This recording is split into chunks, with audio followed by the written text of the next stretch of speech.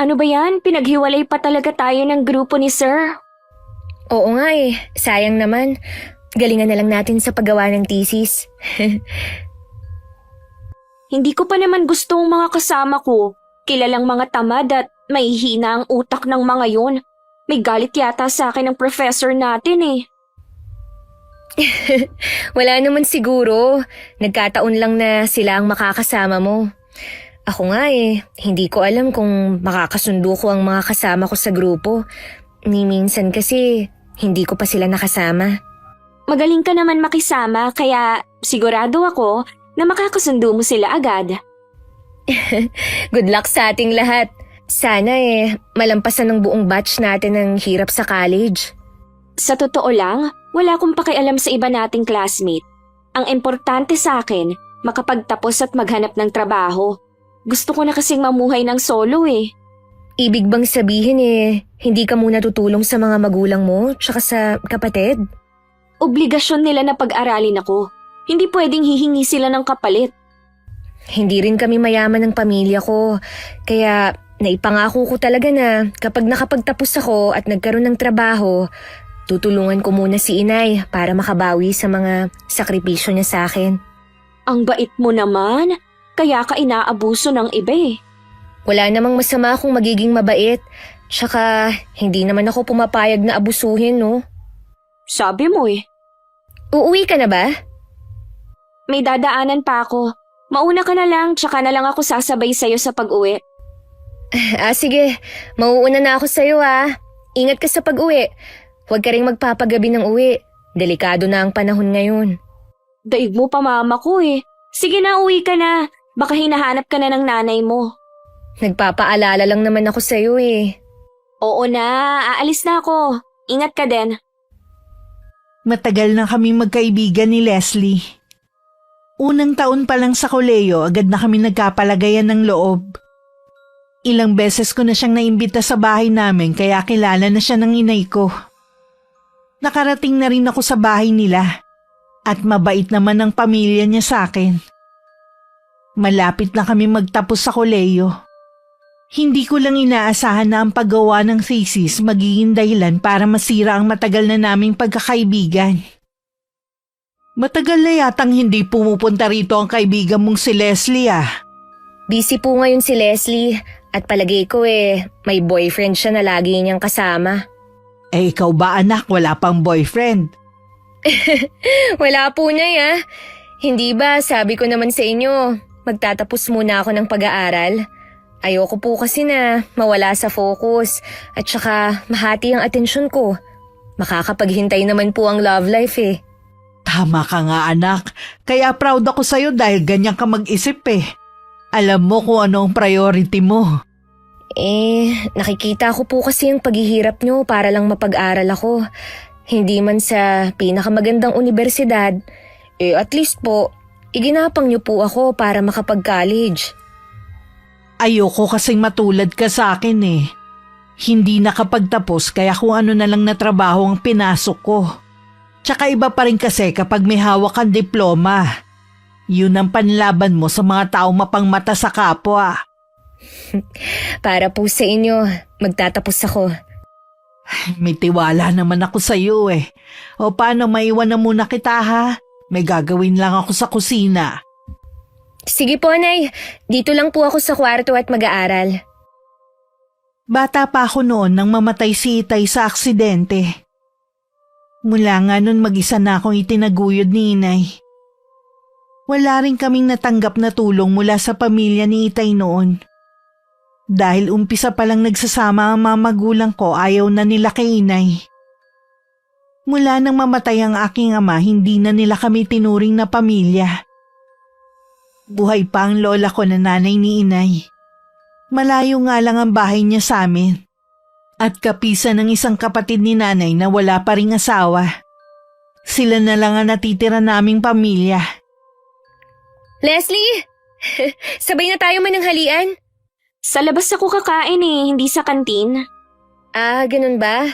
Matagal na kasi tayong hindi nagkakasama Hindi mo ba namimiss na kasama ako? Ang drama mo naman. Parang ilang araw lang naman tayong hindi nagkakasama. Halos 2 linggo na nga tayong hindi nagkakasama eh, kahit sa uwian. Akala mo naman taon na. 2 linggo pa lang naman pala eh. Galit ka ba sa akin? May dahilan ba para magalit ako sa'yo? Huwag mo namang sagutin ng tanong din ang tanong ko. Diretsahin mo na lang ako kung galit ka sa akin. Hindi ako galit sa'yo, okay? Pagod lang ako. Dumagdag pa ang problema sa bahay at sa thesis natin na halos ako lang ang gumagawa. Pasensya ka na sa akin ha. Dumagdag pa ako sa alalahanin mo. Nag-iisip kasi ako na baka galit ka sa akin dahil ayaw mong sumabay sa akin pag uwi. Kita mo na nga na madalang na akong kumain sa kantin eh. Mas nakakatipid kasi kapag sa labas ako kumakain dahil may nanlilibre sa akin. Yung boyfriend mo ba ang laging nanlilibre sa'yo? Oo, sa ibang eskwelahan siya nag-aaral. Sa ngayon, siyang nagpapasaya sa akin. Nawawala rin ang pagod ko kapag kasama ko siya. Sana naman ipakilala mo siya sa akin. Hindi ka man lang kasi nagkikwento tungkol sa kanya eh. Hindi naman kasi porke kaibigan kita, kailangan alam mo na ang lahat sa akin. Siyempre panghihimasok na yung gusto mong mangyari. Hindi naman yun ang intensyon ko. Gusto ko lang naman makilala ang lalaking nagpapasaya sa kaibigan ko. Tsaka gusto ko rin siyang makilatis. Hindi mo na siya kailangang kilatisin. Ako naman ang makikisama sa kanya at hindi ikaw. Ipinakilala mo na ba siya sa pamilya mo? Hindi pa. Baka kapag nakagraduate na tayo, tsaka ko siya ipapakilala sa pamilya ko. Baka nga sa mismong graduation na lang natin eh. Gusto ko na kasi siyang kasama ko sa pag-akyat ko sa stage. Bakit naman siya? Di ba dapat mga magulang mo? Dahil sila naman ang nagpakahirap para mapag-aral ka? Yun kasi ang uso ngayon eh, boyfriend o girlfriend ang kasamang umaakyat sa stage. Basta. Hindi ako sang-ayon sa gusto mong mangyari. Hindi naman ikaw ang dapat magdesisyon sa bagay na to. Kaya wala akong pakialam kung hindi ka sang-ayon. Sasaktan mo lang ang mga magulang mo sa desisyon mong yan. Buo na ang pasya ko. At graduation naman natin yun kaya ako lang ang dapat ang masusunod. Ikaw na nga ang bahala. Matanda ka na para malaman ang mali at tama. Hayan, nag-shot na si Brayden. Nasa labas na daw siya ng gate at naghihintay. May iwan na kita ha. Mamaya na lang ulit. Napatango na lang ako kay Leslie at mabilis na siyang naglakad palayo. Pumunta na lang ako sa kantin para kumain. Akala ko mag-isa lang akong kakain. Mabuti na lang ang kagrupo ko sa ginagawa naming thesis na sa kabilang mesa at tinawag ako. Nakilala ko naman silang mababait at nakagaanan ko agad ng loob. Itinuring ko na rin silang kaibigan at ganun din sila. Pag-uwi sa bahay napansin ni Inay na parang may bumabagabag sa akin. O bakit? May problema ba sa ginagawa niyong thesis? Wala naman po, Nay. Bakit niyo naman po na itanong? Para kasing may problema ka eh. Hindi mo ba makasundo ang mga kagrupo mo? Hindi po, Nay. Mababait naman po silang lahat. Anong problema mo? Baka gusto mong sabihin malay mo makatulong ako sa'yo. Tungkol po kay Leslie. Nag-away ba kayong dalawa? Hindi naman po. Kaya lang napansin ko na parang nagbago na siya. Hindi na nga po kami nagkakasabay kapag break time namin At ganun din po sa pag-uwi. Alam mo kasi kasama sa buhay ng tao ang paglayo ng mga kaibigan. Dahil nagbabago ang mga gusto nila at priority sa buhay. Nasanay ka kasi na siya lang ang kaibigan mo bakit hindi ka makipagkaibigan sa ibang kaedad mo? Hindi dapat na sa kanya lang umikot ang mundo mo. Tama po kayo, Nay. Nasanay na kasi ako na kami lang ang magkaibigang dalawa simula nung mag-college ako. Kumusta naman ba ang thesis na ginagawa ng kaibigan mo, ha? Ay, isa pa nga po yan na Kanina, narinig ko na pinag-uusapan ng mga kasama niya na wala pa silang nasisimulan.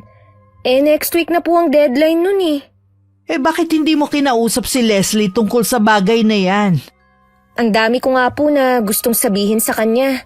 Kaya lang po, lagi siyang nagmamadali. Nag-aalala din naman po ako sa kanya na baka hindi siya makapag-enroll next sem namin kung wala silang maipapasa na thesis sa professor namin. Mukhang nauubos ang oras niya sa boyfriend niya. Ganun na nga po, Nay. Ito pa, Hindi pa niya ipinapakilala sa pamilya niya ang boyfriend niya. Ang plano niya, sa graduation na lang daw namin. At balak din niya na yung lalaki ang aakyat sa stage kasama niya, imbis na magulang. Ano? Babaliwalain niya ang mga magulang niya nagpakahirap sa pagpapaaral sa kanya? Aba, hindi naman yata tama yun. Minsan lang kayong gagraduate, no? Tama lang na magulang niya ang umakyat at hindi yung boyfriend na wala namang ambag. Sa totoo lang po, Nay, ang hirap niyang paliwanagan ngayon. Hindi man lang niya nakikita ang pagmamalasakit mo. Di naman tayo pwedeng makialam sa kanya at magsumbong sa pamilya niya. Tayo lang ang mapapasama. Yun na nga po eh. Ang laki po talaga ng impluwensya ng lalaking yun sa kanya. Marami kasi siyang plano na dati hindi naman niya nasasabi. Alam ko po na kapag itinuloy niya yun, masasaktan ang pamilya niya. Iba na talaga kasi ang kabataan ngayon eh. Kapag hindi nagabayan ng maayos, naliligaw talaga ng landas. Mabuti na lang ikaw. Kahit abala ako sa paghahanap buhay nakikinig ka pa rin sa akin. Alam ko po kasi na para sa kabutihan ko naman ang sinasabi niyo. Ayoko din po kayong bigyan ng problema. Kung nasan man ang itay mo, siguradong matutuwa yun. Dahil lumaki kang mabait at masunuring bata. Nakakalungkot pa rin, Nay, na iniwan na agad tayo ng itay. Nalulungkot din ako pero kailangan nating tanggapin na hanggang dun na lang siya. Natapos na ang misyon niya dito sa lupa. Ay, siya nga po pala, Nay. Hindi ba tayo dadalaw kay Lola tsaka kay Auntie Bea? Ikaw, gusto mo bang dumalaw tayo? Ikaw lang kasi ang iniisip ko Baka pagod ka na at gusto mo na lang magpahinga. Kasi hanggang Sabado meron ka pa rin pasok Namimiss ko na rin kasi sina Lola O sige, dalawin natin ang lola mo bukas. Sinunod ko ang payo ni Inay na makipagkaibigan sa iba. Dahil madalas na magkasama, naging mas malapit kami ng mga kagrupo ko. Kami na ang madalas na magkakasama sa break time. At sabay-sabay din kami sa pag-uwi. Minsan nasabi na lang ni Rain na mabait naman pala ako. At hindi suplada gaya nung una nilang iniisip sa akin. Napansin ko din na sadya akong iniiwasan ni Leslie. At galit ang tinging ipinupukol sa akin. Nagtaka naman ako. Pero dahil abala ko, hindi ko na lang siya pinansin. Dahil naging malapit na ako sa mga kagrupo, itinuring ko na silang kaibigan. Lalo na si Rain, na madalas kong sabihan ng mga hinaing ko lalo na tungkol kay Leslie. Ang galing mo rin, no? Ang galing mong magpanggap na mabait. Ha? Ano bang sinasabi mo? Hindi kita maintindihan. Akala mo yata hindi nakakarating sa akin ang sinasabi mo. Hindi talaga kita maintindihan. Pwede bang ipaliwanag mo? Ang galing mo talagang magmaang-maangan, no? Pati boyfriend ko na nanahimik, isinali mo. Naiinggit ka ba sa akin dahil ako may boyfriend at ikaw wala? Hindi Alam mong wala pa sa isip ko ang pakikipagrelasyon. At higit sa lahat, kilala mo kung hindi inggiterang tao. Akala ko kilala na kita, pero nagkamali pala ako. Kung iniisip mo na sinisiraan kita, hindi ko gagawin yun. Maniwala ka naman sa akin. Kilala mo ko, Leslie. Matagal na tayong magkaibigan. Hindi ko na alam kung sinong paniniwalaan ko. Sino ba kasi ang naninira sa akin sa'yo, ha? Kaibigan mo ba siya? Isipin mo nga muna kung dapat ba siyang pagkatiwalaan.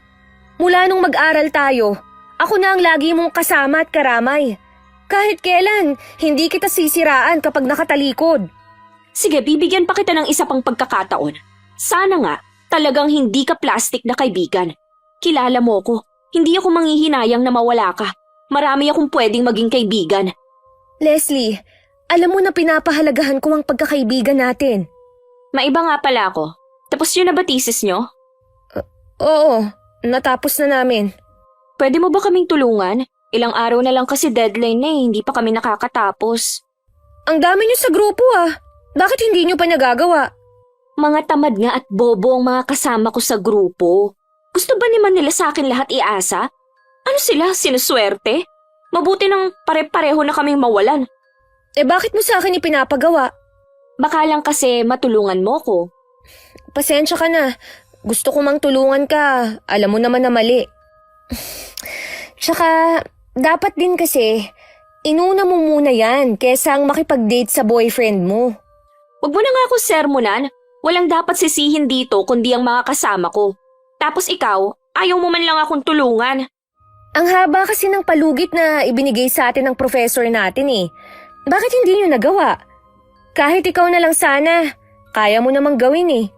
Ako nga, kahit kasama ko ang mga kagrupo ko, halos ako pa rin ang gumawa ng thesis namin. Eh di ikaw na magaling. Magaling ka rin naman. Kaya lang eh, nawawala ka sa focus ngayon dahil sa boyfriend mo. Pwede ba, Athena? Huwag mo nang maisali-sali ang boyfriend ko sa usapan. Labas na siya dito.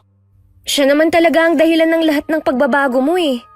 Kapag hindi ka pa tumigil sa paninisi sa boyfriend ko, tuluyan ko nang kakalimutan ang pagkakaibigan natin. Nasa iyo naman na yun kung ayaw mo na akong maging kaibigan. Mukhang meron ka nang ipinagyayabang ah. Sino? Yung mga kagrupo mo sa thesis ha? Napansin ko nga na lagi mo silang kasama.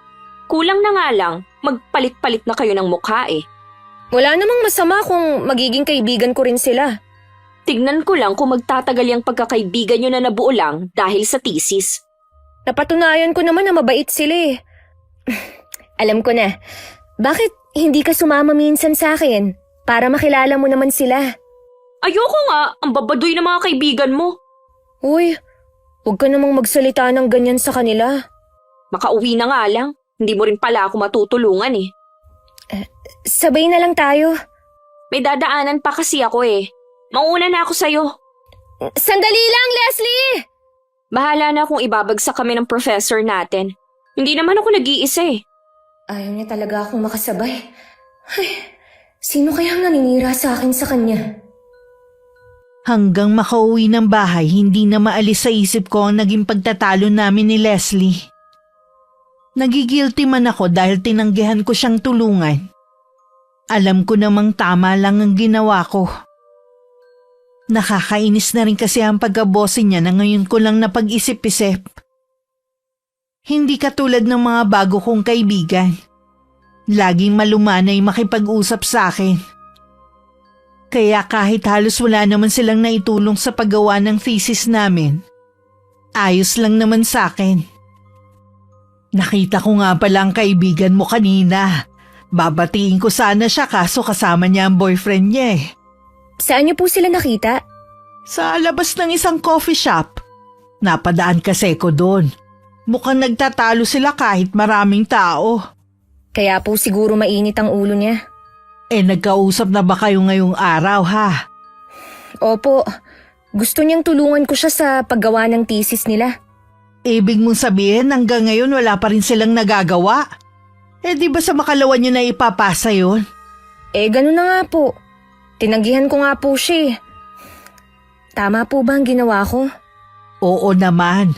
Ang tagal ng palugit na ibinigay sa inyo ng professor niyo eh. At meron siyang kagrupo. Bakit hindi nila nagawa? Marami po siyang dinahilan eh.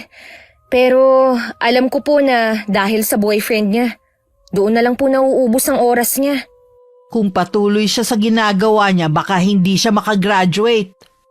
Nag-aalala na nga po ako sa kanya. Pero nagagalit pa siya na pinagsasabihan. Nagbanta pa siya na tatapusin ang pagkakaibigan namin kung hindi ko titigilan ng boyfriend niya. Okay lang naman kung ayaw na niya ako na maging kaibigan. Meron na namang pumalit sa kanya eh. Mas mababait at hindi katulad niya na bossy. Ngayon ko lang to sasabihin sa'yo ha. Noon pa napapansin ko na ang ugali ng kaibigan mong yun eh. Kahit kasi nandito sa bahay, wala siyang pakundangan na pagsalitaan ka ng mga pangit na salita. Pinababayaan ko na lang dahil kaibigan mo naman. At baka ganun lang talaga siya magsalita. Parang ngayon lang po ako nalilinawan sa tunay niyang ugali. Kung tuluyan man kayo magkasira, huwag mong panghinayangan ng tagal ng pagkakaibigan nyo, ha? Hindi siya karapat-dapat na maging kaibigan mo. Mabait ka at marunong makipagkapwa-tao. Makakahanap ka pa rin ng maraming kaibigan. Opo, Nay. Yung mga bago mong kaibigan, pwede mo silang imbitahin dito para makilala ko naman. Sabihan mo lang ako para makapaghanda ako, ha? Pwede rin po. Sasabihan ko po sila. Sigurado na matutuwa ang mga yun. Pagpasok ko isang umaga, naabutan ko sa classroom si Leslie. Parang problemado ang itsura niya. Lalapitan ko na sana siya nang marinig ko ang mga kagrupo niya. Pinag-uusapan na hindi pa sila nakakagawa ng thesis nila. Nakaramdam naman ako ng awa kaya nung break time kinausap ko siya. Narinig ko na hindi pa kayo nakakagawa ng thesis nyo. Bahala na kung ibabagsak kami ng professor natin. Hindi naman ako nag-iisa eh. Hindi ka naman dating ganyan ah.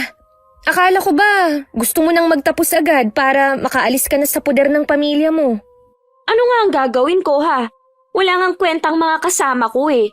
Alam nga naman na suluhin kong paggawa ng thesis habang nagpapasarap sila sa buhay. Nawawala ka kasi ng focus sa pag-aaral eh. Huwag mo nga akong umpisahan sa paninermon mo ha? Pasalamat ka nga at wala na kayong problema sa thesis nyo. Kaya please lang, huwag mo na kaming pakialaman pa. Huwag kang mag-alala. Hindi na kita pakikialaman. Sana naman, maisip mo na nagmamalasakit lang ako sa'yo. Alam ko naman, kaya lang kasi hindi na nakakatulong yung mga sinasabi mo. Napansin naman ni Rain ng pananamlay ko. Dahil gusto kong ilabas ang saloobin ko, sinabi ko sa kanya lahat na napag-usapan namin ni Leslie. Akala ko kasi kaibigan ko na siya. Hindi ko naman akalain na ipaparating niya yun sa kaibigan ko. Pauwi na ako noon nang humarang sa dadaanan ko si Leslie. Nananalim ang mga mata niya sa pagkakatingin sa akin. Leslie? Bakit? Nagtanong ka pa talaga? Pinalampas ko na yung una, pero sa pagkakataong to, hindi na. Teka, ano bang sinasabi mo ha? Hindi kita maintindihan. Ano sinasabi mo sa mga kagrupo ko? Lalo na kay Rain tungkol sa akin ha? Ang kapal naman ng mukha mo. Porke nakagawa lang kayo ng thesis, ang yabang mo na. Ang sabi naman ng mga kagrupo mo, ang pangit naman daw. Masyado ka lang nagmamagaling at ayaw mong makialam sila sa'yo. Ha? Hindi totoo yan. Isinasama ko sila pero ipinaubaya na lang nila sa akin ang paggawa. Feeling mo kasi ang galing-galing mo. Akala ko naman totoo ang ipinapakita nilang kabaitan sa akin. Mga plastic din pala sila. Nagtiwala ka kasi agad eh. Akala ko ba matalino ka? Kaya lang babait sila sa'yo dahil may kailangan sila. Ngayong tapos na ang thesis nyo, ano pang silbi mo? Hindi ikaw ang tipong gugustuhin nilang kaibigan. Hindi ka nga makasabay sa uso eh. Nasaan si Rain? Bakit, aawayin mo? Para namang kaya mo sila. Sasabihan ko lang sila. Ang plastic ng babaeng yun. Bahala ka. Nandun pa sila sa CR ngayon. Mula ngayon, hindi na tayo magkaibigan. Inamin naman ni Rain ang mga ginawa niya. Dagdag pa niya kaya lang naman siya nakapagkwento kay Leslie dahil unang nagkwento tungkol sa kanya ang kaibigan ko. Inamin din nila na hindi totoo na gusto nga nila akong maging kaibigan. Pinipigilan ko lang ang sarili ko na mapaiyak nun sa harapan nila. Pagkatapos ng kumprontasyon, umuwi na ako sa amin. Kinabukasan defense na namin. Kahit kabado at may bigat pa rin sa dibdib ko, maayos naman naming nai-defense ang thesis namin ng kagrupo ko. Pumalakpak pa nga ang professor namin at pinuri ang gawa namin. Kabaliktaran naman kina Leslie na walang naipasa. Binigyan pa sila ng warning ng professor namin na kung hindi sila makakapagpasa, hindi sila makakapag-enroll sa susunod na SEM. Hanggang ngayon, pumapalakpak pa rin yung tenga mo sa papuri sa'yo ng professor natin. Natural na maging masaya ako.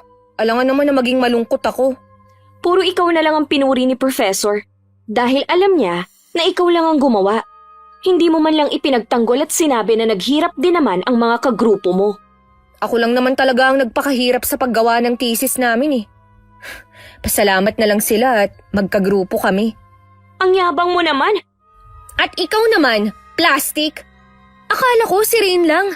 Yun pala, ikaw din. Leslie, pinagkatiwalaan kita. At parang kapatid na ang turing ko sa'yo. Pero pagtalikod ko, kinikwento mo naman ako sa ibang tao. Mabuti sana kung magaganda ang sinasabi mo. Puro kasiraan ko naman. Tama lang sa'yo ang ginagawa namin. Masyado ka na kasing sip-sip sa lahat ng professor natin. Ano ka mo? Sip-sip? Huy, kahit kailan hindi ko ginawa yan. Sa'yo pa talaga manggagaling yan, samantalang lagi tayong magkasama. Kaya nga nasasabi ko to dahil lagi tayong magkasama. At alam mo na naniwala sila sa akin. Ang sama mong kaibigan. Hindi na tayo magkaibigan ngayon. Leslie, naging totoo ako sa'yo sa loob ng ilang taon. Lahat sinabi ko sa'yo, pati nga mga paborito kong pagkain eh. Tapos, sa ilang taon nating pagkakaibigan, plastic ka pala. Akala mo naman hindi ka rin plastic? Ikinukwento mo nga rin ako kina Rin eh. Oo, inaamin ko na nagkikwento ako sa kanila. Pero walang halong paninira yun. Naglalabas lang ako ng saloobin ko. Pareho din yun. Akala ko nagbago ka lang. Pero nagkamali ako. Lumabas lang ang tunay mong ugali. Ang galing mo ring magtago, no? Saan ka pupunta? Kinakausap pa kita, ha? Aray! Ang buhok ko! Huwag mong mahila-hila ang buhok ko! Sabi ko, huwag ka munang umalis. Alam mo naman na sa lahat ng ayoko yung tinatalikuran ako. Wala na tayong dapat pag-usapan! Kapag bumagsak kami ng mga kagrupo ko, walang dapat sisihin kundi ikaw. Bakit magiging kasalanan ko? Dahil nakikiusap ako sa'yo nun, hindi mo kami tinulungan. Masyado ka kasing makasarili. Lahat kayo makakapag-enroll sa susunod na SEM samantalang kami maiiwan. Hindi ko nakasalanan kung mas inuna mo pa ang pakikipagkita sa boyfriend mo kesa unahin ang thesis nyo.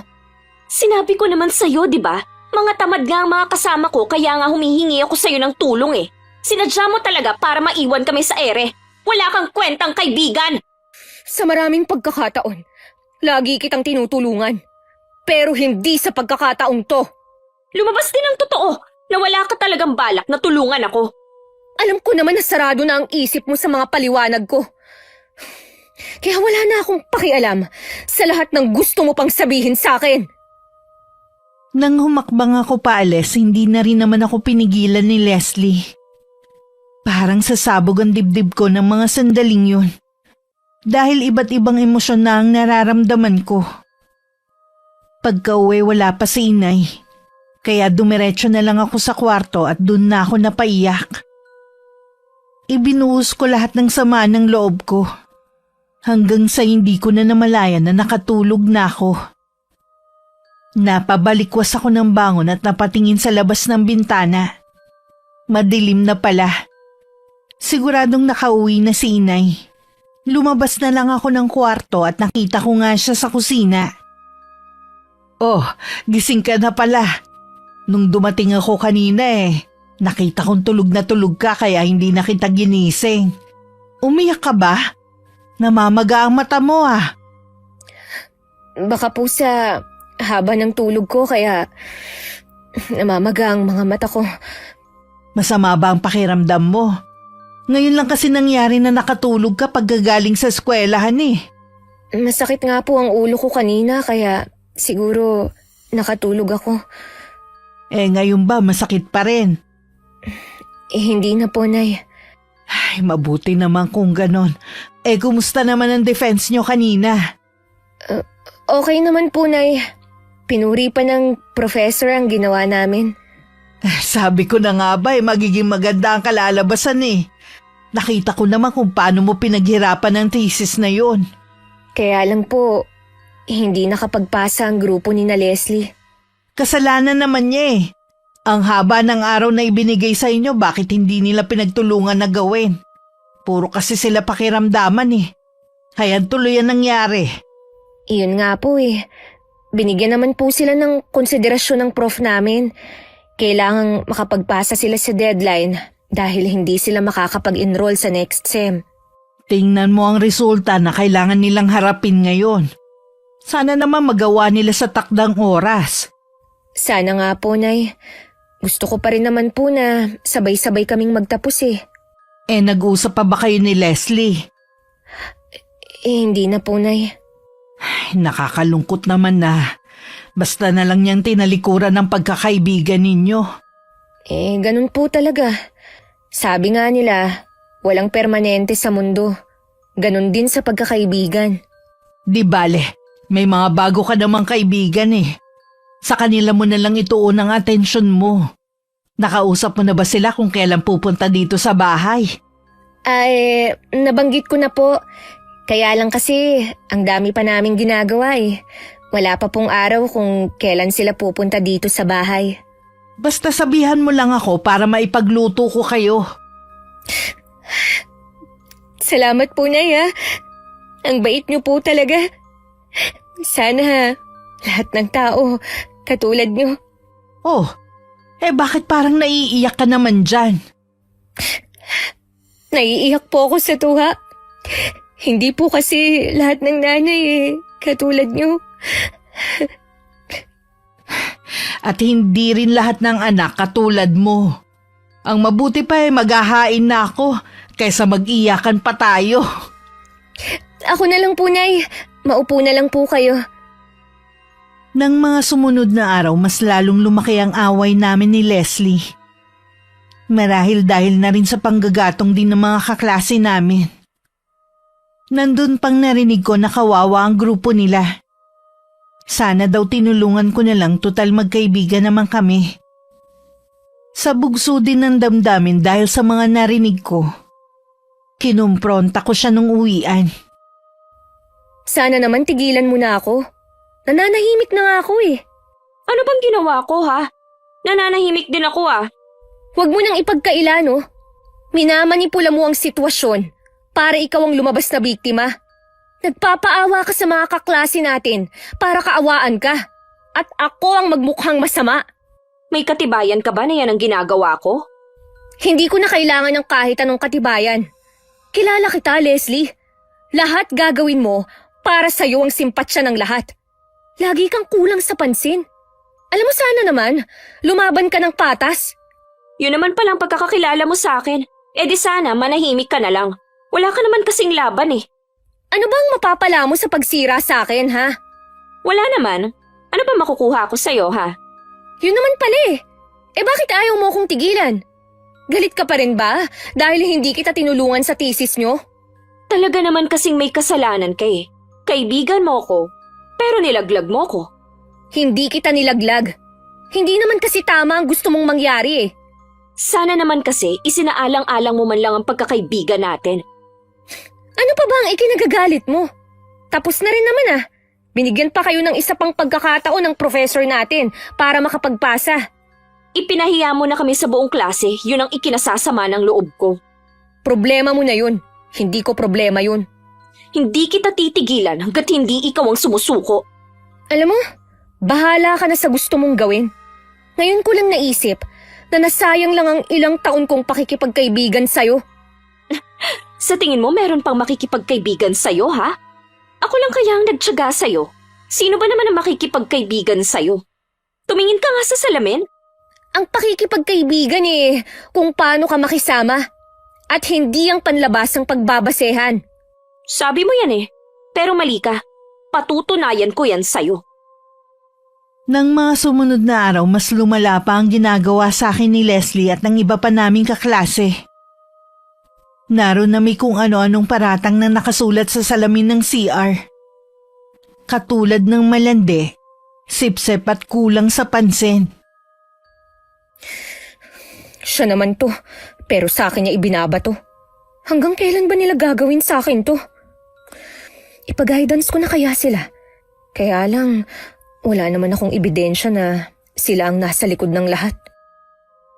Kahit nasa kantin kami, hindi pa rin nila ako binibigyan ng katahimikan. Minabuti ko na lang na sa labas na lang kumain. Hindi ko rin maintindihan kung bakit sa kanya kumakampi si Naren at ang iba ko pang naging kagrupo. Ako na rin ang sumagot sa mga katanungan ko. Magaling lang talagang umarte si Leslie. Nagpasya na lang ako na wag nang sabihin kay Inay ang pinagdadaanan ko. Ayokong pati siya mamroblema. Gusto ko na harapin ko lang tong mag-isa. Kumusta ang araw mo, anak? Ayos lang po, Nay. Para yatang nangangayayat ka. Dahil po yata sa pag-iisip, ang dami rin po kasing ginagawa eh. Minsan po, nalilipasan na ng gutom. Nako, yan ang iwasan mo, ang magpalipas ng gutom. Ayoko magkasakit ka. Hindi po kasi maiwasan na eh. Pero hindi naman po lagi. Kumusta na pala ang mga kaibigan mo? Okay naman po. Kaya lang, Nay, huwag na po kayong umasa na makakapunta pa sila dito sa atin. Busy po talaga sila eh. Ayos lang naman kung hindi sila makakapunta dito sa bahay. Ang importante naman may mga bago ka ng kaibigan. Hindi magiging boring ang huling taon mo sa college. Oo nga po. Siya nga pala. Sa linggo dadalawin ko ang lola mo. Sasama ka ba sa akin? Hindi na muna po, Nay. Sa susunod na lang po ako dadalaw kay Lola. Marami pa po kasi akong kailangang tapusin bago ang sem break namin. O sige, sasabihin ko na lang sa lola mo. Maiintindihan naman niya yun eh. Gusto ko rin sanang dalawin si Lola Mirasol. Kaya lang natatakot ako na malaman niyang may mabigat akong problema. Malakas kasi ang pakiramdam ng lola ko. Para bang nababasa niya ang nasa isip ng isang tao. Gabi-gabi ako nagdadasal na sana matapos na ang ginagawang pangbubuli sa akin ng mga kaklase ko. Ipinapakita ko lang sa kanila na hindi ako naaapektuhan. Pero ang totoo, may mga gabi na hindi ako makatulog sa kakaisip. Nang mga sumunod na araw, mas lalo pang lumala ang ginagawa nila sa akin. Pati mga lalaki nakikisali na rin. Hindi lang mga parinig ang ginagawa nila sa akin. Nananakit na rin sila. May mga pagkakataon na habang naglalakad ako sa hallway, biglang may papatid sa akin. Kung ano-ano rin ang inilalagay nila sa locker ko. Ang huli nga patay na ahas. Narinig ko pa ang tawanan ni Leslie at mga kasama niya. Sobrang sama mo na talaga! Kulang na lang, tubuan ka ng sungay at buntot! Anong sabi mo, ha? Ipagkakaila mo na naman ba? Alam kong ikaw ang may kagagawa nito! Huwag kang basta magbibintang. Kasalanan ko ba kung bakit marami ang galit sa'yo at naaartehan? Ikaw lang naman ang may galit sa akin. Magaling ka lang talagang magmanipula ng mga tao. Sinusulsulan mo lang sila para magalit din sa akin. Kaya mo bang patunayan yan, ha? Kahit sa sarili mo lang, Leslie. Aminin mo yung kasalanan mo sa akin. Wala akong aaminin dahil wala naman akong ginagawang masama sa'yo. Imbes na gawin mo na lang ang thesis nyo para makahabol kayo. Pambubuli pa talaga ang inuuna mo. Wala ka nang pakialam kung hindi man kami makapasa. Walang dapat sisihin dito kundi ikaw. Tingnan natin kung makakapagsalita ka pa sa akin ng ganyan. Oras na ipinatawag ka sa dean's office. Sige, magsumbong ka. Diyan ka naman magaling ang sumipsip kung kani-kanino. Wala na akong pakialam kung yan ang isipin mo sa akin. Basta magsusumbong na ako. Saan ka pupunta, ha? Umalis ka sa daraanan ko. Hindi ka pwedeng umalis dito. Titiwan mo ako! Hindi! Dito ka lang! Itinulak pa ako ni Leslie na dahilan para matumba ako sa sahig. Pinalibutan pa nila ako. Tuwing tatangkain ko na bumangon, itinutulak ako ng isa sa kanila pabalik gamit ang paa. Inilabas din ni Leslie ang cellphone nito at merong ipinakita sa akin. Nanlaki naman ang mga mata ko sa pagkabigla. Paano yun nakuhanan? Ang bastos mo naman para videohan ako habang nasa banyo. Subukan mo lang na magsumbong at ikakalat ko to. Kitang-kita pa naman ang mukha mo dito. Ang sama mo! Wala namang dapat sisihin kundi ikaw kaya ito nangyayari sa'yo. Wala akong kasalanan sa inyo! Ang tanging pagkakamali ko lang ang magtiwala sa mga plastic na kaibigan! Itong tandaan mo, hindi ka namin titigilan. Kasalanan mo kapag bumagsak kami. Tara na, iwanan natin ang babaeng to. Nagtatawanan pa sila habang naglalakad palayo. Ang ibang naroon parang natutuwa pang makakita ng binubuli. Habang dahan-dahang tumatayo, sumagi sa isip ko na iba na talaga ang panahon ngayon. Hindi na katulad nung panahon ni inay na kinikwento niya. Mas kinakampihan at binibigyan pa ng simpatya ang mga bully kesa sa mga inaapi. Ilang beses kong tinangkam magsumbong, pero lagi ako nauunahan ng takot na baka hindi rin ako paniwalaan lalo't wala akong kakampi.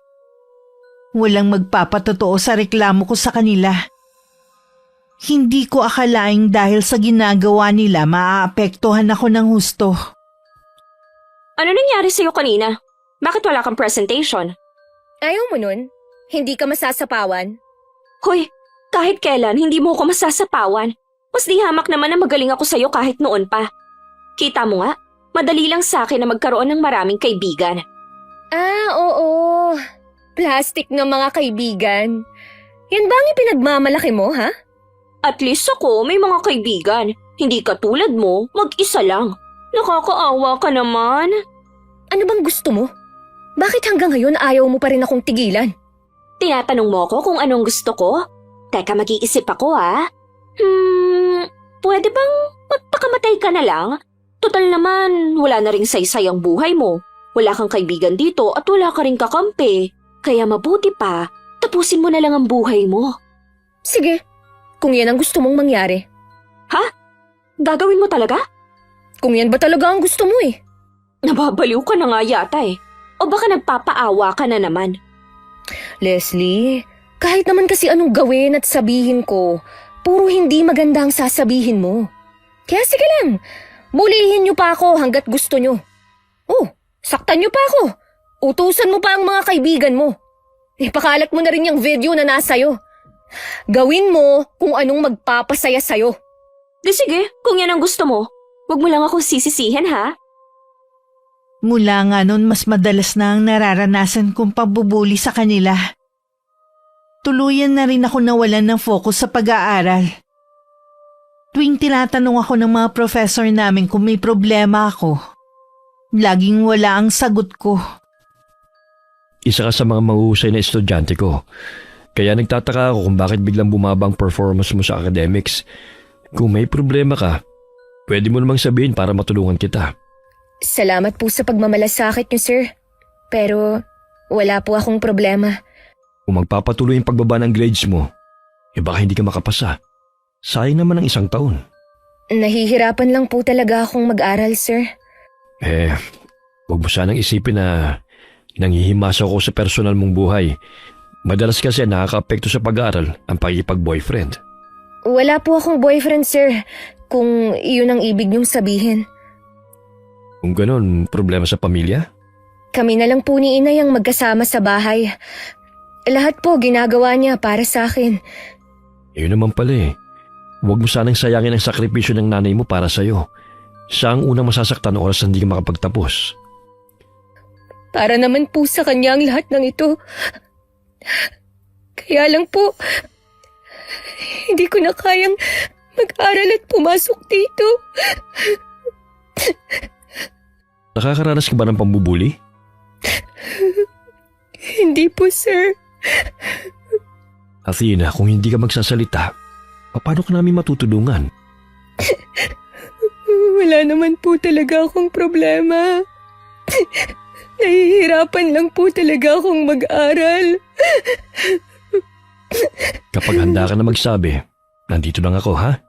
Kailangan mong labanan kung ano man yung pinagdadaanan mo. Huwag mong isipin na mag-isa ka lang. Opo, sir. Salamat po sa inyo. Aalis na po ako. Nakarating kay Leslie ang pagpapatawag sa akin ng professor namin. Sa CR kinorner na naman nila ako. Sa pagkakataong yun, wala na akong nararamdaman na anumang takot na baka meron na naman silang gawin sa akin. Blankong tingin lang ang ibinigay ko sa kanila. Bakit ka ipinatawag ni Sir Gio? Nagtanong lang siya kung bakit bumaba ang grades ko. Sigurado kang wala kang sinabi na kahit ano sa kanya? Kung meron, sana ipinatawag na kayo. Siguraduhin mo lang talaga, Athena. Huwag mong kalilimutan na may hawak kami na sisira sa buhay mo. Hindi lang dito namin ipapakalat, maging sa social media. Tingnan ko lang kung may mukha ka pang maihaharap sa mga tao. Gawin mo na lang, Leslie. Huwag kang puro kuda. Talagang hinahamon mo ko ah. At sa mga kasama mo na dati ko ring kagrupo. Ikaw rin. Totoo ang pakita ko sa'yo. Itinuring na kitang kaibigan. Pero anong ginawa mo? Trinaydor mo ko. Hindi na nga kayo nakatulong sa paggawa ng thesis natin. Ni isang thank you. Wala man lang akong narinig sa inyo. Mawala kayong utang na loob. Hindi ka pa kasi mamatay-matay eh. Sip-sip ka naman at ang arte-arte pa. Yun na lang ba ang lalabas sa bibig mo, ha? Nakakainis na kasi ang bait-baitan mo eh. Peke naman, gusto mo lang magpaawa. Hindi mo lang kasi matanggap na mabait talaga ako. Na totoo akong makisama. Umalis ka na nga! Baka maingudgud ko pa mukha mo sa inodoro. Tahimik lang ako na lumabas ng CR. Huminto ako sa may labas ng pinto at narinig kong sinasabi ni Ray na sumusobra na nga si Leslie. Mukha naman daw talaga ako mabait at hindi tulad ng sinasabi niya. Nakikiusap pa ang babae na tigilan na ako at baka kung ano pang maisipan kong gawin. Pero nagmamatigas si Leslie. Nagpapanggap lang daw akong mabait para kaawaan. Mas kilala daw niya ako. Kahit si inay may napapansin ng kakaiba sa mga kinikilos ko. At biglang pagbagsak ng katawan ko. Anak, alam ko na meron kang mabigat na pinagdadaanan. Sabihin mo sa akin ang problema. Wala po akong problema. Stress lang po ako sa pag-aaral. Gusto mo bang umuwi muna tayo sa bahay ng lola mo para kahit papano makapag-relax ka? Hindi rin po ako makakapag-relax doon dahil sigurado na uusisain ako ni Lola. Para namang hindi niyo siya kilala. Kung gusto mo, mamasyal na lang tayo sa mall. Matagal na rin tayong hindi nakakapag-banding eh. Wala po ako sa mood, Nay. Mas gusto kong magpahinga na lang dito sa bahay. Bakit ba ayaw mong sabihin kung may gumugulo sa'yo? Wala nga po, Nay. Marami lang pong ginagawa kapag nasa college na. Hindi ako naniniwala. Alam ko meron kang problema. Tingnan mo nga yung sarili mo, ang payat mo na. May mga gabi rin na bukas pa ang ilaw sa kwarto mo. Alam ko na hindi ka makatulog. Bahala po kayo kung ayaw niyong maniwala. Kilala kasi kita kaya nasasabi ko to. Nakikiusap po ako sa inyo. Huwag niyo muna akong usisain. O sige, pero lagi mong tatandaan na nandito lang ako, ha? Handang makinig at dumamay sa'yo. Alam ko naman po yun. Dahil sa kakulangan sa tulog at hindi na rin ako masyadong makakain. Isang araw habang nasa klase, bigla na lang akong hinimatay. Nadala naman agad ako sa klinik at pinauwi na lang ng araw na yon. Nang sumunod na araw, umugong ang balita na baka buntis ako. Alam ko namang si Leslie ang nagpakalat ng kasinungalingang yon. Bakit ka pa pumasok? Hindi ba dapat nagpapahinga ka na lang sa bahay ninyo? Sige ka, baka makunan ka. Siguro, ikaw na naman ang nagpakalat ng balitang buntis ako, no? Wala naman kasing ibang gagawa nun kundi ikaw. O ngayon, sirang-sira na ang pangalan ko. Sana maging masaya ka. Ikaw naman ang may kagagawan kung bakit nasira ka sa eskwelahan na to. Magtapat ka nga, Leslie. May lihim ka bang inggit sa akin mula pa noon? Ano? Ako maiinggit sa'yo? Patawa ka naman. Wala na kasi akong ibang maisip eh. Ilusyonada ka rin pala, no? Ang dami mong pangit na katangian. Ewan ko ba kung bakit pa kita napagtiyagaan ng ilang taon? Kasi walang ibang tumutulong sa'yo. Kahit sa pera, ako ang nagpapahiram sa'yo. Alam mo, hindi ka lang plastic na kaibigan. Wala ka ring utang na loob. Ikaw na babae ka? Anong nangyayari dito? Sergio, kayo po pala. Nag-uusap lang po kami ni Athena. Totoo bang sinasabi niya, Athena? Opo, sir. Nag-uusap lang kami. Leslie, marami na akong nadidinig na reklamo sa iyo at sa grupo mo. Isa ba si Athena sa mga binubuli niyo? Hindi po sir ha. Magkaibigan po kami ni Athena mula pa noon. Oras na makakalap lang ako ng mga ebidensya na totoo ang mga reklamo sa inyo ng ibang estudyante, ako mismo magbibigay ng disciplinary action sa inyo. Halata naman po na meron kayong kinikilingan eh. Noon pa naman po, mainit na ang dugo niyo sa amin. Dahil alam ko na meron kayong ginagawa na hindi maganda sa university na ito. Eh kung isumbong ko kaya kayo sa dean? Ano naman ang isusumbong mo? Gagawa mo rin ba ng kwento para siraan? Hindi naman po kasi tama na may paborito kayo sa klase niyo. Dapat patas ang trato niyo sa amin. Patas ako sa lahat ng mga estudyante ko. Ang ayoko lang ay ang mga nambubuli sa kapwa estudyante nila. Wala naman pong bully sa klase niyo eh. Talaga? Malalaman natin kapag tapos na ang investigasyon. Mabuti pa, Athena, sumabay ka na hanggang sasakayan. Sige po, sir. Kahit hindi ako lumingon, alam kong matalim ang titig sa amin ni Leslie. Nakahinga rin ako ng maluwag dahil inabutan kami ni Sir Gio. Kung hindi siya dumating, baka kung ano na naman ang gawin sa akin ni Leslie. Hanggang makauwi sa bahay, iniisip ko ang nabuo kong plano. Kinuha ko ang maliit na notebook. Mula na magkalamat ang samahan namin ni Leslie, sa notebook ko na yun sinusulat ang lahat ng ginagawa nila sa akin. Para bang yun na naging sumbungan ko sa mga nangyayari. Mabuti maaga kang umuwi ngayon. Eto, binilhan kita ng paborito mong turon. Kainin mo na habang mainit pa. Salamat po, Nay. Kaya lang, busog pa po ako eh. Hindi mo pa rin ba sasabihin ang problema mo, ha? Bakit ba ang kulit niyo, ha? Sinabi na ngang wala akong problema eh. Athena, kailan ka pa natutong sumagot ng ganyan, ha? Paulit-ulit kasi ang tanong niyo eh. Para bang wala kayong tiwala sa akin? May tiwala ako sa'yo, alam mo yan. Bilang ina, alam ko na meron kang hindi sinasabi sa akin. At yun ang gusto kong malaman. Wala nga po akong itinatago sa inyo. Maniwala naman po kayo sa akin. O sige na, hindi na kita pipilitin pa. Tapos sa susunod na araw, magtatanong na naman kayo. Mabuti pa, Nay, wag niyo na akong kausapin. Eh hindi naman pwede yun, anak. Dadalawa na nga lang tayo sa bahay na to eh. Hindi pa ba tayo mag-uusap? Kung gusto niyo po na kausapin ko kayo, wag niyo na akong tatanungin kung may problema ako. Dahil wala naman talaga.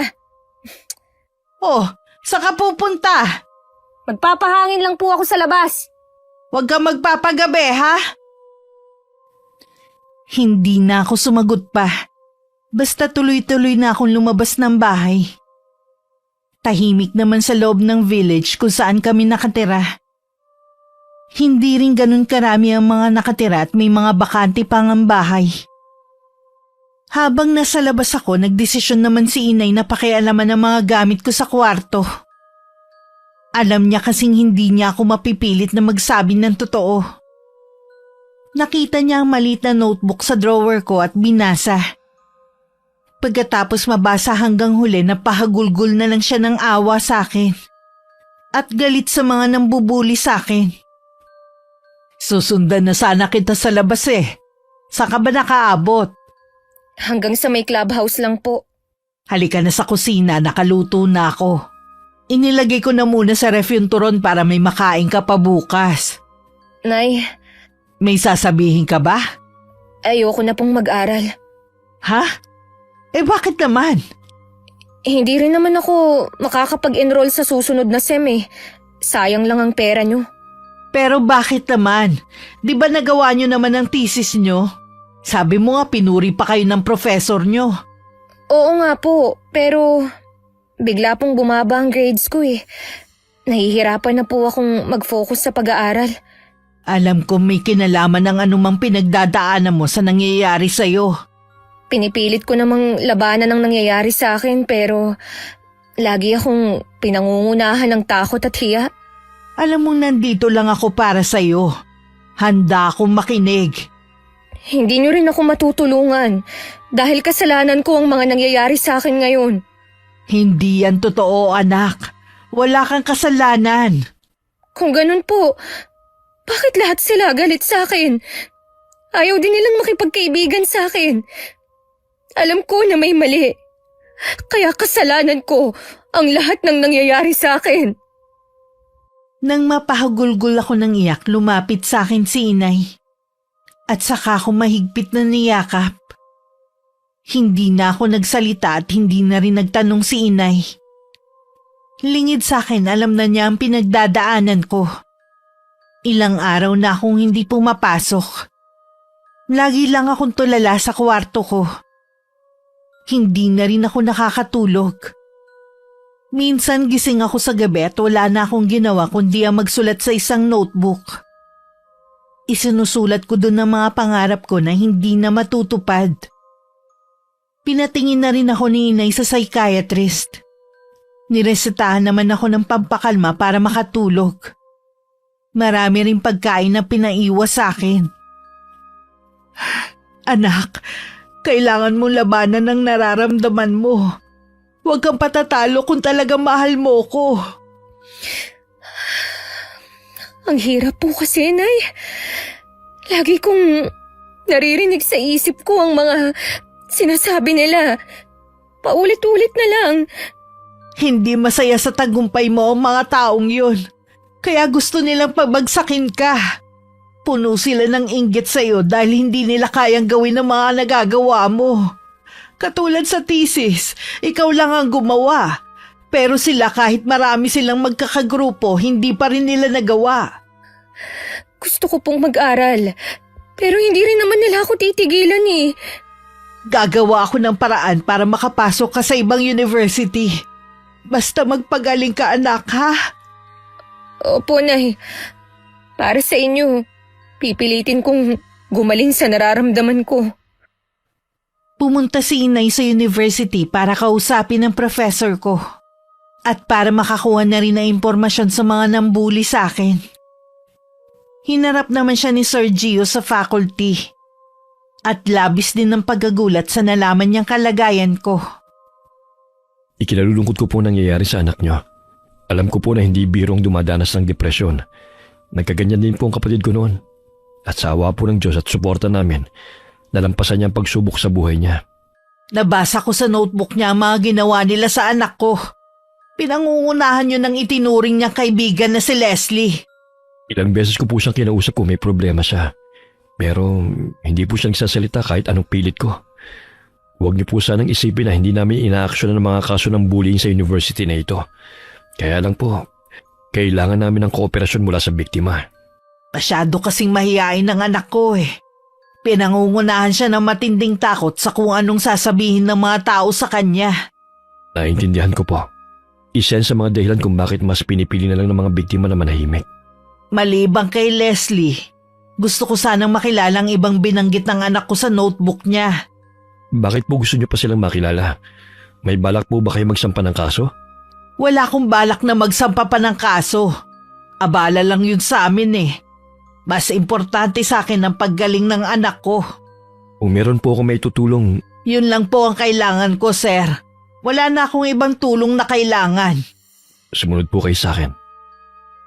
Nalaman ni inay ang mga pangalan ng mga kaklase ko na kasama ko sa thesis. Hindi na napansin ni Sir Gio ang pagkuyom ng kamao ni inay at matinding galit sa kanyang mga mata. Marami na nga akong reklamo na natatanggap sa grupo ng mga yan eh. Isang matibay na ebidensya lang ang hinihintay ko para makikauta sila sa eskwelahan na ito. Hindi namin sila pinanghihinayangan na mawala. Alang-alang sa iba pang estudyante.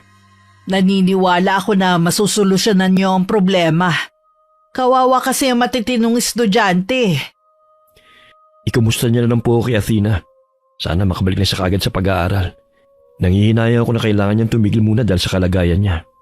Kapag gumaling na siya, hindi ko na siya pag-aaralin sa eskwelahan na to. Igagalang ko po ang desisyon niyo. Nang makaalis si inay, tsaka naman lumapit si Leslie sa professor namin. Nakita niya kasi ang pagdating ni inay at pag-uusap ng dalawa. Nasisiguro niyang tungkol sa akin ang sadyaro ni inay. Halos 1 linggo na rin kasi kung hindi pumapasok. Sir Gio, sandali lang po. Pwede po ba kayong makausap? Sige. Tungkol ba saan? Nakita ko po kayo nakausap ang nanay ni Athena. Kilala mo pala ang nanay niya. Opo, dahil ilang beses na rin ako nakarating sa bahay nila. Ganun pala kayo kalapit sa isa't isa ni Athena. Kaya nagtataka ako kung bakit niyo siya binubuli. Hindi po totoo yan. Magkaibigan kami ni Athena. Kung ganun, bakit mo pinangunahan ng pambubuli kay Athena kung talagang kaibigan ang turing mo sa kanya? Wala nga pong katotohanan yan, sir. Urahin mo na ang video na meron ka tungkol kay Athena. Oras na kumalat yon. Ako mismo makakalaban mo. Ano po bang sinabi sa inyo ng nanay ni Athena? Ang katotohanan sa ginawa ninyo, kung ano man ang aksyon na gawin sa inyo ni Mrs. Santos, labas na ang eskwelahan. Maniwala naman kayo, sir. Wala kaming ginagawang masama kay Athena. Huwag ka sa akin magpaliwanag. Dahil sa ginawa ninyo, may sinira kayong tao. Ano pong nangyari kay Athena? Wala ako sa posisyon para magbigay ng impormasyon. Akala ko ba magkaibigan kayo? Ba't hindi mo yata alam? Masyado po kasing malihim ang kaibigan kong yon. Hindi po siya basta nagsasalita. Ngayon alam mo na. Pwede mo siyang puntahan sa bahay nila at kausapin ang nanay niya. Ganun na nga lang po ang gagawin ko. Malapit na magsimula ang susunod niyong klase. Mabuti pa pumasok ka na sa room niyo. Sige po, sir. Kahit si Rain at iba ko pa naging kagrupo, labis din ang pag-aalala. Iniisip nilang baka nagkasakit ako dahil sa pangbubuli nila sa akin. Sinisisi rin nila si Leslie. Dahil ilang beses na nilang pinagsabihan na tumigil na. Pero tinuloy pa rin ang ginagawa sa akin. Para pare-pareho tayong mapanatag, pupuntahan ko siya sa kanila. Aalamin ko ang tunay na dahilan kung bakit hindi na siya pumapasok. Kinakabahan man, pumunta pa rin si Leslie sa bahay namin. Ilang beses siyang tumawag bago lumabas si Inay. Natigilan pa si Inay nang makilala siya. Matinding pagpipigil lang sa sarili para hindi siya makagawa ng hindi maganda. Magandang hapon po, Aling Terry. Nandyan po ba si Athena ngayon? Wala siya dito ngayon. Nasaan po siya ngayon? Ilang araw na po kasi siyang hindi napasok. Nagbabakasyon sa lola niya si Athena. Bakit hindi na lang po niya hinintay ang sem break namin bago magbakasyon? Malapit na naman po. Yun kasi ang napagdesisyonan namin. Papasok pa po ba siya? Hindi ko pa masasagot ang tanong mo sa ngayon. Depende sa sitwasyon. Ganun po ba? Meron po bang nababanggit sa inyo si Athena? Tungkol saan? Wala po. Kalimutan niyo na po ang tinatanong ko. Walang sinasabi sa akin ng anak ko. Pero nabasa ko lahat ng mga ginawa niyo sa notebook niya. Ano pong nabasa niyo? Ikaw, Leslie, tinanggap kita sa bahay namin dahil kaibigan ka ni Athena. Wala kaming pinakita sa'yo na masama, lalo na ang anak ko. Higit pa sa kapatid ang turing niya sa'yo. Paano mo to nagawa sa kanya? Hindi ko po alam ang sinasabi niyo. Huwag ka na magsinungaling pa. Kaya nagtataka naman ako sa'yo na may lakas ka pa ng loob na magpakita rito. Inutusan ka ba ng mga kasama mo na alamin ang kalagayan ni Athena? Pwes, wala kayong malalaman na kahit ano. Nasaan po ba si Athena? Bakit niyo po ba siya itinatago? Para hindi nyo na siya masaktan muli. Maniwala po kayo, Aling Terry. Wala kaming ginagawang masama sa anak niyo. Ano? Sasabihin mo rin ba sa akin na kasalanan ng anak ko ang nangyari sa kanya? Sasabihin mo rin bang dahil maarte, sip-sip mahilig magpaawa ang anak ko, ha? Hindi ko po yan sinabi sa kanya. Sinungaling! Sa tingin mo sa'yo ako maniniwala, ha? Sa ginawa niyo sa anak ko, lahat ng sangkot sa pangbubuli sa kanya pagbabayarin ko ng mahal.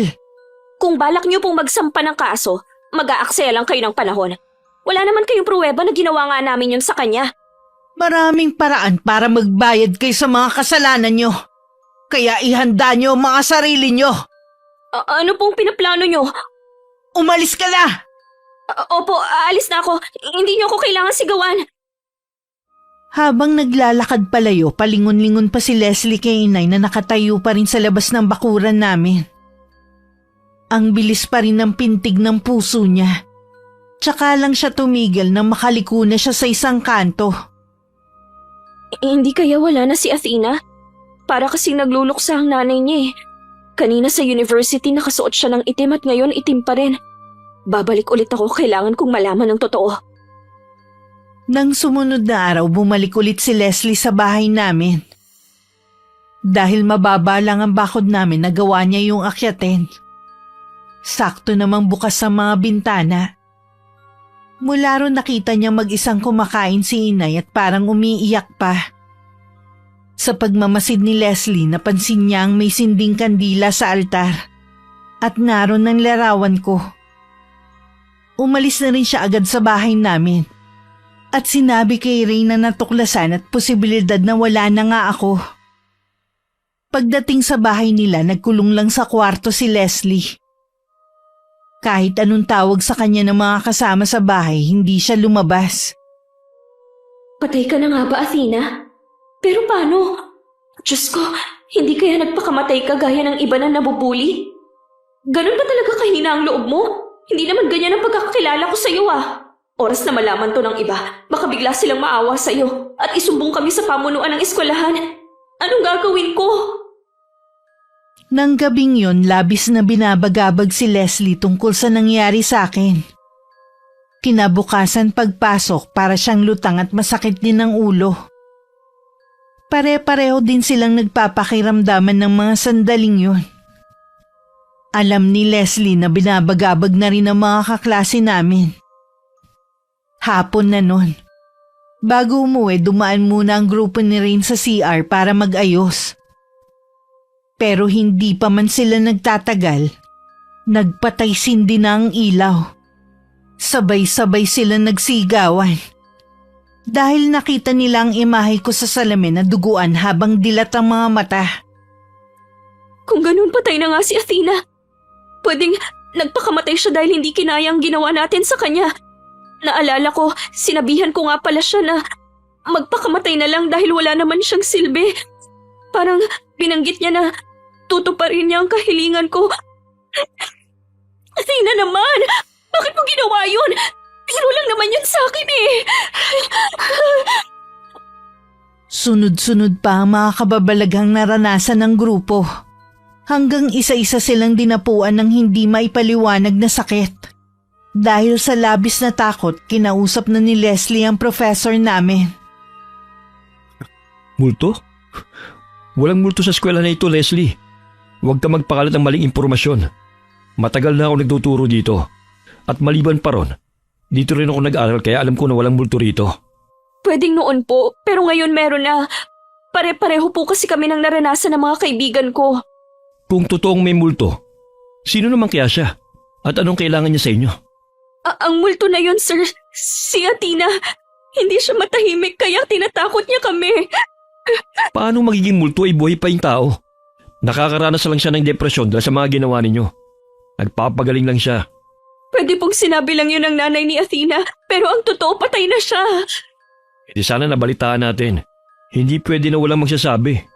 Nakita ko rin po na umiiyak si Aling Terry at nasa altar ang litrato ng anak niya at may mga nakasinding kandila. Nananahimik na yung tao. Huwag niyo na siyang isama sa mga kalokohan ninyo. Maniwala naman kayo, sir. Nagpapakita sa amin si Athena. Sa mga sinasabi mong yan, para mo na ring inamin na biktima si Athena ng pambubuli niyo. Oo, sir. Binuli nga namin si Athena.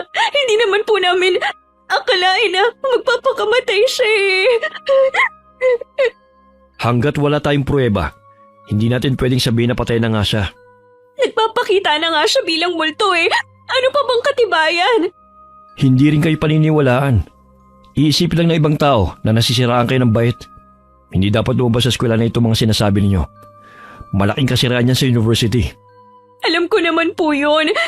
Wala naman ako pinagsasabihan na kahit sino. Kaya sa isipin mong sinasabi mong multo, bakit hindi mo dalawin yung kaibigan mo?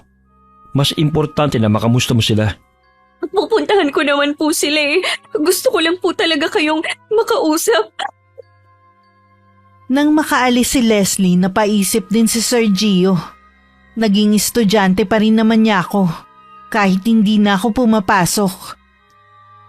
Kaya naman nagpasya siyang pumunta sa bahay namin. Naabutan pa niya si inay na nagwawali sa labas ng bahay. At puro itim ang kasuotan hanggang sa pin sa paa. Bigla naman sumagi sa kanya ang mga sinabi ni Leslie. Uminom muna kayo. Salamat po Aling Terry. Nagkabalap pa po kayo. Bakit bigla kayo napadalaw dito sa amin? Gusto ko lang po sana kumustahin si Athena. Nagpapahinga po ba siya ngayon?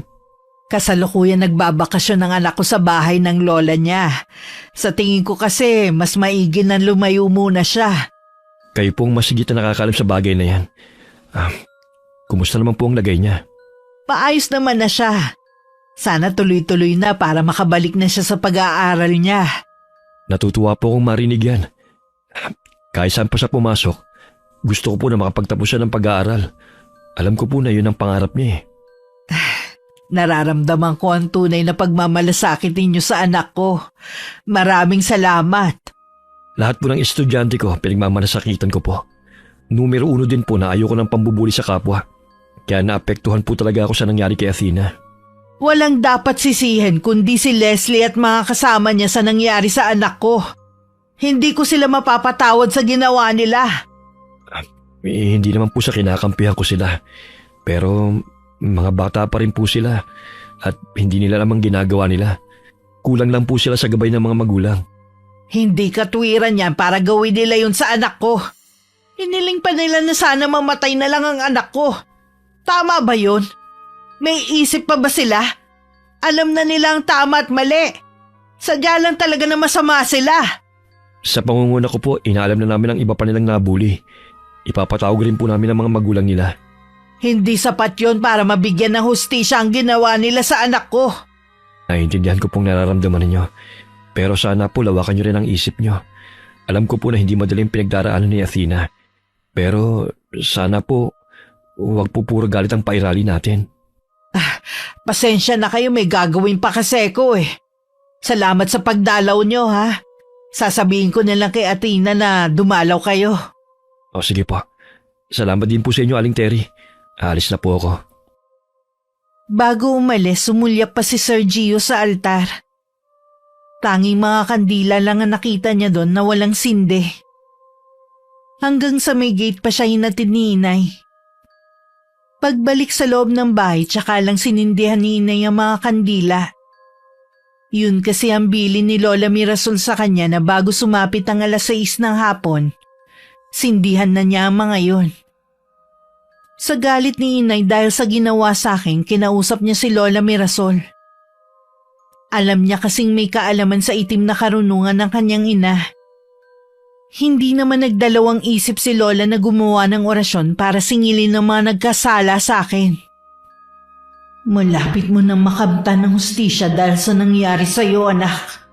Isusunod na natin si Leslie. Mas matindi ang dadanasin niyang paghihirap. Nang mga oras na yun, dinalaw ni Leslie ang mga kaklase namin. Hindi siya makapaniwala sa mga kalagayan ng mga yun. Lahat sila hindi makapagsalita dahil namamaga ang bibig hanggang lalamunan. Ang huli niyang dinalaw ay si Rain. Dun siya nagtagal. Huwag mo nang pilitin ang sarili mo na magsalita. Sinabi naman ng mama mo na kapag pinipilit mong ibuka ang bibig mo, sumusuka ka ng dugo. Itinuturo mo ang papel at ballpen? Sandali, kukuha lang ako ah. O ito, ano kaya ang gusto mong sabihin sa akin?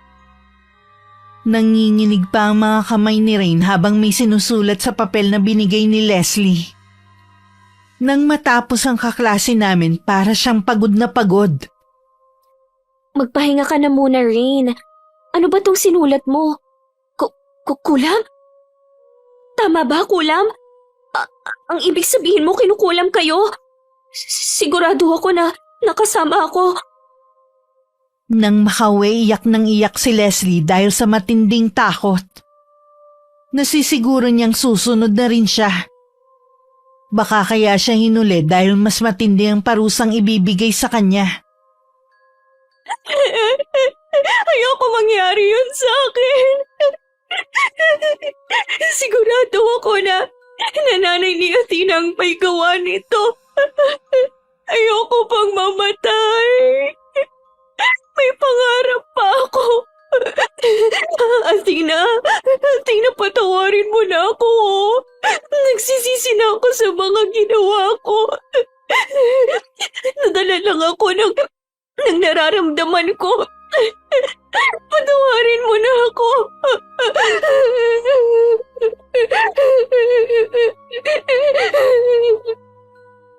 Kahit may takot, pumasok pa rin si Leslie.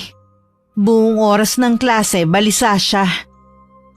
Pakiramdam niya tuloy pinagtitinginan siya ng mga kaklase. Nagulat pa siya nang ipatawag siya ni Sir Gio. Lumabas lang investigasyon. Hindi lang pala si Athena ang binuli niyo. Pati yung nagtangkang tulungan siya. Meron pa nagsabi na sinabihan mo si Athena na sana mamatay na siya. Kaya ba nakakasiguro kang wala na nga siya? Nakikita po kasi namin ang multo niya. Kaya nasabi ko na baka patay na siya. Nakausap ko ang inay niya. Nasisiguro ko na buhay pa si Athena. Nakita niyo pa ba siya? Nasa bahay siya ng lola niya. Naniwala naman kayo. Bakit ba kasi pinagpipilitan mong patay na si Athena, ha? Kung buhay pa po si Athena, hindi sana kukulamin ni Aling Terry si Narine at alam ko rin na ako na ang isusunod niya. Mabigat na paratang yung sinasabi mo. Gusto mo pa talaga madagdagan ang kaso mo? Nagsasabi po ako ng totoo, sir. Mangkukulam si Aling Terry. Tama na, Leslie. Nambuli na nga kayo eh. Pinagbibintangan niyo pang mangkukulam ang nanay ni Athena. Bakit hindi na lang kayo humingi ng tawad sa mag-ina? Paano po namin gagawin yun kung nakaratay na mga kasama ko? Gagaling din sila. Pinapagamot na sila ng mga magulang nila. Alam ko po kahit humingi pa ako ng tawad, hindi na rin ako patatawarin ni Aling Terry. Hindi mo pa nga sinusubukan eh. Sumusuko ka na kagad. At isa pa, ito ang resulta ng ginawa ninyo na dapat niyong harapin.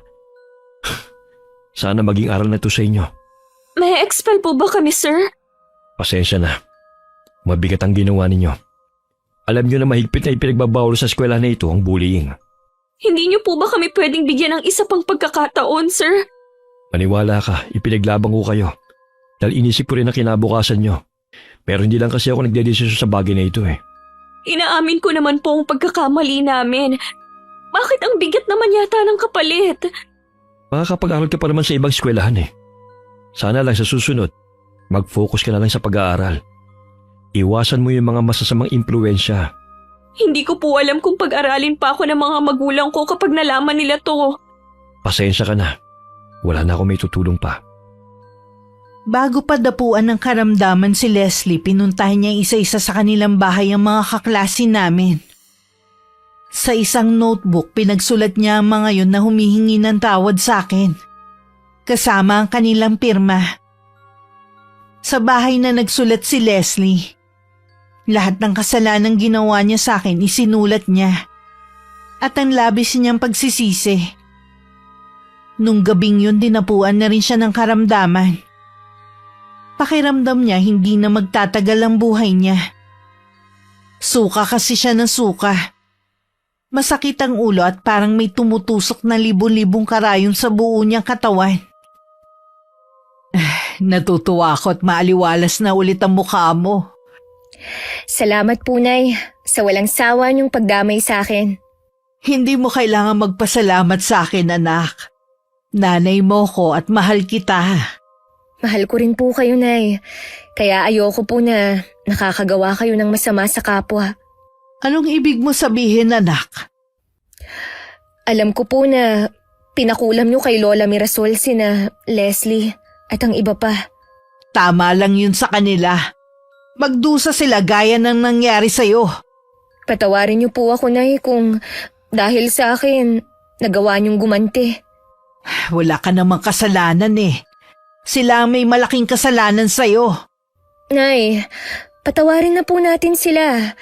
Lumayo na lang po tayo at sa ibang lugar mamuhay ng tahimik. Aalis tayo pagkatapos kong maparusahan ng mga yon. Pasensya ka na, anak, ha. Hindi ko sila mapapatawad. Hindi nga sila humihingi ng kapatawaran sa'yo eh. Alam ko po na hindi biro ang pinagdadaanan nila ngayon. Naaawa lang po ako. Isipin mo na lang, anak, sila nga hindi naawa sa'yo eh. Lalo na si Leslie. Matigas din po pala ang loob niyo. Dahil sinaktan ka nila kaya ako nagalit ng ganito. Walang inang gustong masaktan ng mga anak nila. Sana maintindihan mo ko. Hindi kita mapagbibigyan sa pagkakataong to. Marami ako naiisip na sana lumaban na lang ako noon. Baka sakaling hindi umabot sa ganito. Ayoko rin kasi na maging masama si inay dahil sa kanyang pagganti. Hindi yun ang itinuro niya habang lumalaki ako. Hindi pa rin ako nawawalan ng pag-asa na makukumbinsi ko rin si inay. Napatawarin na ang mga tinuring kong kaibigan. Sabi ni Lola Mirasol, tanging pagpapatawad lamang ni inay ang magpapawalang bisa sa kulam niya. Abala kami ni inay sa panonood ng TV na makarinig kami ng pagtawag sa may gate. Lumabas naman si inay. Sumilip ako sa may bintana at nakita ko si Leslie na nasa wheelchair at nakakaawa ang itsura. Nakita ko na merong inabot na notebook ang kasama nito kay inay. Ano po ang inabot sa inyo ng kasama ni Leslie? Isang notebook. Nakasulat dito ang paghingi nila ng tawad sa atin. Sabi ng kasama ni Leslie, lahat daw sila hindi na nakakapagsalita. Namamaga daw kasi ang bibig hanggang lalamunan. Sa nababasa ko po, Nay, sincere naman sila sa paghingi ng kapatawaran sa atin. Lalo na itong kay Leslie. Nasa labas pa ba siya? Oo. Lalabas lang po ako. Bago pa ako mapigilan ni inay, lumabas na ako. Nilapitan ko si Leslie at lumuhod sa harapan niya para magpantay kami. Hinawakan ko rin ang kamay niya kahit puno yun ng sugat. Buhay ka? Oo, buhay pa ako. Nagpagaling lang ako sa bahay ng lola ko. Nabasa ko ang isinulat mo at ng iba pa. Pinapatawad ko na kayo. Sana ganun din kayo sa akin. Ayokong merong kagalit. Hindi kami galit. Tama ka. Inggit lang kami sa'yo. Huwag ka nang magsalita pa. Alam ko na hirap ka na. Salamat din at nalaman ko na hindi na kayo galit sa akin. Kung makikita mo si Narin, pakisabi na pinapatawad ko na sila. Athena! Nay, maawa na po kayo sa kanila oh. Nagsisisi na sila sa nagawa nila. Talaga bang yan ang gusto mo? Opo, Nay. Sige, alang-alang sa'yo. Handa ko silang patawarin. Basta mangako lang sila na wala silang pagsasabihan ng tungkol sa atin. Alam ko po na ililihim nila yun. Salamat po, Aling Terry. Athena.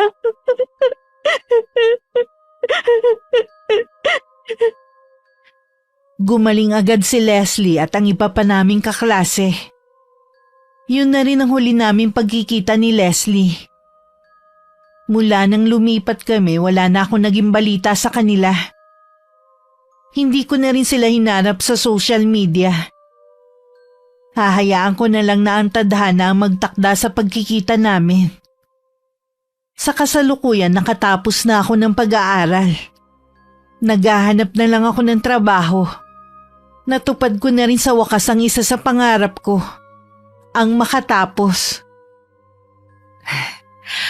Para na rin natupad ang pangarap ko nang makapagtapos ka. Nay, utang ko po sa inyo kung nasan ako ngayon. Hindi na ako mag-aalala kung sakali mang maiwan kang mag-isa. Dahil alam kong kakayanin mo na nang wala ang tulong ko. Habang buhay ko po kayong kailangan, Nay. Hindi ko po alam kung paano mabubuhay kung wala kayo. Ngayong nakatapos ka na, pwede ka nang tumanggap na manliligaw. Naku, Nay, wala pa po yan sa isip ko. Ayokong magmadali lalo't gusto ko munang magtrabaho. Sinasabi ko lang naman baka kasi isipin mo pinaghihigpitan pa rin kita hanggang ngayon. Hindi ko po yun naiisip. Kontento na po ako na kayo lang ang kasama. Wala na po akong mahihiling pa. Habang buhay ako, gusto kong suklian ang lahat ng sakripisyo ng nanay ko para sa akin. Isa sa ipinagpapasalamat ko na hindi tuluyan naging masama si inay. Alam ko pinagsisisihan na rin niya ang mga nagawa noon. Yun naman ang importante. ang matutong magpatawad kahit gaano pa man kabigat ang naging kasalanan ng isang tao. Mawawala na ang bigat sa dibdib. Gagaan pa ang buhay. Wakas. Alam ko pinagsisisihan na rin niya ang mga nagawa niya noon. Mawawala na ang bigat sa dibdib. Gagaan pa ang buhay. Wakas.